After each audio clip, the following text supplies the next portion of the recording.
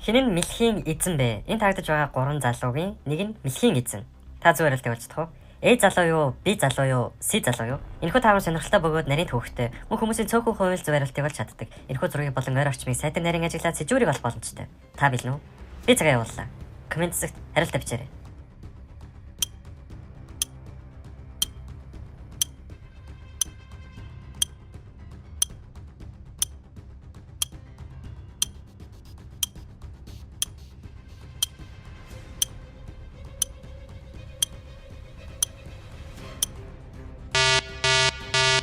Хариулт хэлэхээс өмнө яг одоо follow дарж өдөр бүр шин таавар хүлээн аваарай. Зөв хариулт бол A залуу. Бидний харж байгаачлан мэлхийн мөр түүн рүү чиглэж байна. Тэгэхээр тэр бол мэлхийн жинхэнэ эзэн.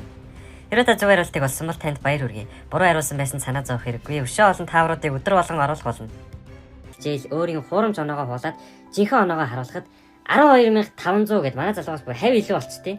Энэ хоёрын хооронд маш хүчрэх тулаан өрнсөөр ядж байгаад хоёулаа амар хүчрэх чадваруудтай. Тэгсэн манад донтой залуу баригдчихв. おいお前僕はお前の鉄を切れない。 Энэ усын охид хүүгүүд 16 нас хүрмэгц тэдний утсанд засгийн газраас хинтээ гэрлэх тухай мэдээлэл ирдэг.